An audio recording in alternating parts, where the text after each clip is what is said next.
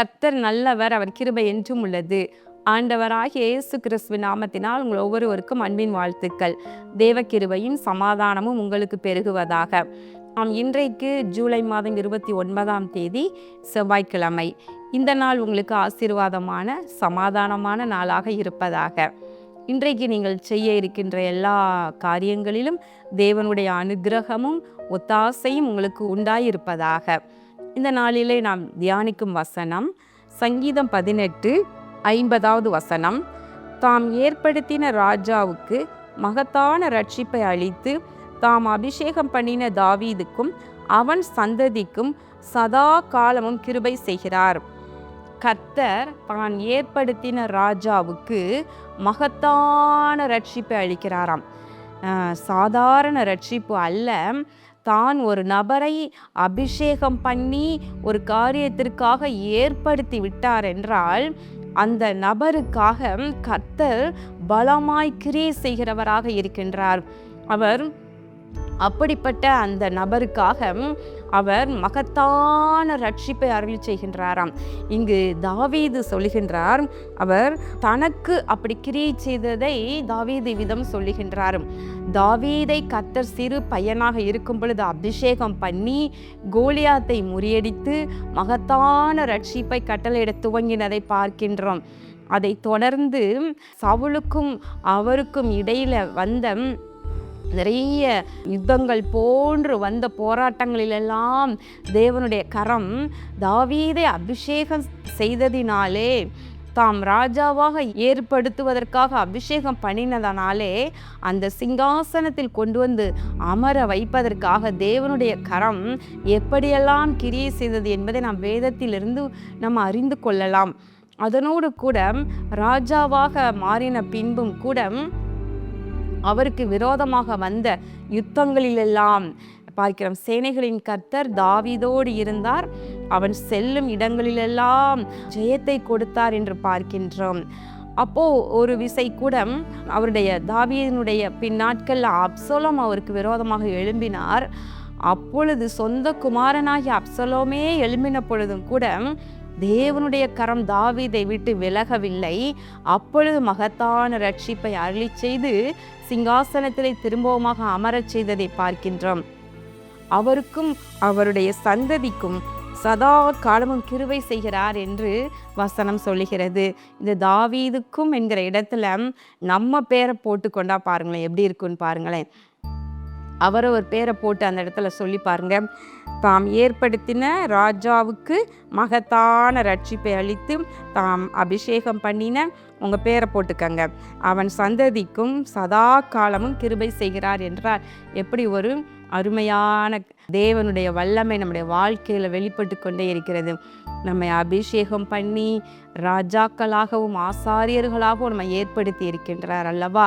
அப்போ அபிஷேகம் பண்ணின ஒரு நபரை ஒரு காரியத்துக்காக ஏற்படுத்திட்டார்னா அதற்கு விரோதமாக எத்தனை யுத்தங்கள் எத்தனை போராட்டங்கள் வந்தாலும் கர்த்தர் கூட இருந்து பெரிய ரட்சிப்பை அருளி செய்கின்றார். ஆரோனை ஆண்டவர் அவர் தெரிந்து கொண்டார், அவர் ஏற்படுத்தினார், ஆசாரியனாக பிரதான ஆசாரியனாக ஏற்படுத்தினார். அந்த ஆரோனின் கோலை துளிர்க்க செய்து அவர் அதை நிரூபித்ததை நம்ம பார்க்கின்றோம் அல்லவா. ஆரோனையும் அவருடைய சந்ததியையும் கர்த்தர் தெரிந்து கொண்டதை நிரூபித்தார். பிரியமானவர்களை, இப்படித்தான் வேதத்தில் பார்க்கும் பொழுது யாரையெல்லாம் கர்த்தர் எந்த ஸ்தானத்தில் ஏற்படுத்தினாரோ அந்த ஸ்தானத்தில் அவர்களை நிலைப்படுத்தி அவர்களுக்காகவே கிரியை செய்ததை நம்ம பார்க்கின்றோம். அன்றைக்கு மட்டுமல்ல, இன்றைக்கும் அப்படித்தான். நீங்கள் தேவ பிள்ளையாய் அபிஷேகம் பெற்றுக்கொண்டவர்களாக நீங்கள் இருப்பின் உங்களை எந்த ஸ்தானத்தில் வைத்திருக்கிறாரோ அல்லது எந்த காரியத்தில் உங்களை உயர்த்தி வைத்திருக்கிறாரோ அந்த ஸ்தானத்துக்கு விரோதமாக எல்லாரும் கூட்டம் கூடினாலும் அவர்களுடைய தந்திரங்களையெல்லாம் அவர்களுடைய திட்டங்களையெல்லாம் அபத்தமாக்கி தாம் ஏற்படுத்தின ராஜாவுக்கு மகத்தான ரட்சிப்பை அளிக்கிற தேவன் உங்களுக்கு மகத்தான ரட்சிப்பை அளிப்பார். உங்களுடைய நிலையிலிருந்து உங்களுடைய ஸ்தானத்திலிருந்து உங்களை தள்ளி போட வேண்டும் என்று சொல்லி உலகமே கூடி வந்தா கூட கர்த்தர் உங்களோடு கூட இருப்பார். உலகத்தில் இருப்பவங்க பெருசா, உங்களோடு இருக்கும் கர்த்தர் பெரியவரா என்பதை யோசித்து பாருங்க. எல்லாருமே கூட்டம் கூடினா கூட, ஆனால் அண்ட சராசரத்தை உருவாக்கின தேவனோ நம் பட்சமாக இருப்பார். ஆனால் அவர் தாம் ஏற்படுத்தினதை அவர் திடப்படுத்துவார். அவர் அதை ஸ்திரப்படுத்தி நிலைப்படுத்த வல்லமையுள்ளவராக இருக்கின்றார். தாவீதுக்கும் அவன் சந்ததிக்கும் சதா காலங்களிலும், என்றென்றைக்கும் உள்ள சதா காலங்களிலும் கிருபை செய்கிற தேவன் நமக்கும் கூட அப்படியே கிருபை செய்கின்றார். பிரியமானவர்களே, தாவீது தான் ஆண்டவருக்கு எவ்வளவு உண்மை உள்ளவன் என்பதை பார்க்கின்ற உண்மை உள்ளவராக இருந்தார். என் இருதயத்திற்கு ஏற்ற ஒரு மனிதனை தேடி கண்டுபிடித்தேன் என்று சொல்லுகின்றார். அப்போ நீங்க ஆண்டோடைய இருதயத்திற்கு ஏற்ற ஒரு நபரா மாறிக்கொள்ளுங்க. அப்ப கர்த்தர் உங்களுக்காகவே இயங்குவார். அழகான ஒரு பாட்டு என்னுடைய கணவர் எழுதி, என்னுடைய கணவரும் என்னுடைய மகனும் சேர்ந்து பாடியிருப்பதை நீங்கள் கேட்டிருப்பீங்க. உனக்காக இயங்குகிறது உலகம் என்று சொல்லி அருமையான ஒரு பாடல். அதை கேட்கும் பொழுதே ஒரு அபிஷேகம் விசுவாசமும் நமக்குள்ளே பெருகும். பார்த்தீங்களா? அப்போது நீங்கள் கர்த்தருடைய இருதயத்திற்கு பிரியமாக நடந்து கொண்டீங்கன்னா உலகமே உங்களுக்காக தான் இயங்குகின்றது. உங்களுக்கு மகத்தான ரட்சிப்பை அளிப்பார். சதா காலமும் உங்களுக்கும் உங்கள் சந்ததிக்கும் கிருபை செய்வார். கண்களை மூடி ஜெபம் பண்ணுவோமா? எங்கள் அன்பின் பரலோக பிதாவே, இதோ இந்த நாளிலும் கூட நாங்கள் தியானித்த வசனத்தின்படி ஆண்டவரே, இதோ தேவ பிள்ளைகளுடைய வாழ்க்கையில் தாவீதுக்கு வந்தது போல யுத்தங்களும் ஆண்டவரே எதிர்ப்புகளும் சந்தித்து கொண்டே இருந்தாலும் ஒரு நாள் எல்லா யுத்தங்களையும் ஓய பண்ணி ஆண்டவரே இளைப்பாறுதலை கட்டளையிட்டது போல நீர் உம்முடைய பிள்ளைகளுக்கும் அப்படியே நீர் மகத்தான ரட்சிப்பை அருளி செய்து இளைப்பாறுதலை கொடுப்பீராக. தாவீதுக்கும் அவருடைய சந்ததிக்கும் சதா காலமும் கிருபை செய்கிற தேவன் நீர் ஆண்டவரே எங்களோடு கூட இருந்து எங்களை நடத்துவீராக.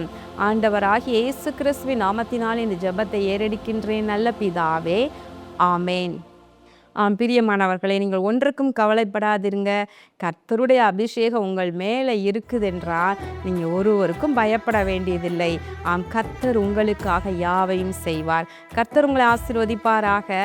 ஆமேன். உனக்காக இயங்குகின்றது உலகம், அதை இயக்குகின்றவர் சர்வ வல்ல தேவன். தேவன் சிங்காசனம் வீற்றிருக்கும் தேவன், நீண்ட ஆயுசுள்ளவர் தந்திடுவார் ஜீவன். ஜீவன் உனக்காக இயங்குகின்றது உலகம், உனக்காக இயங்குகின்றது உலகம், அதை இயக்குகின்றவர் சர்வ வல்ல தேவன். தேவன் சிங்காசனம் வீற்றிருக்கும் தேவன், நீண்ட ஆயுசுள்ளவர் தந்திடுவார் ஜீவன். ஜீவன் உனக்காக இயங்குகின்றது உலகம்.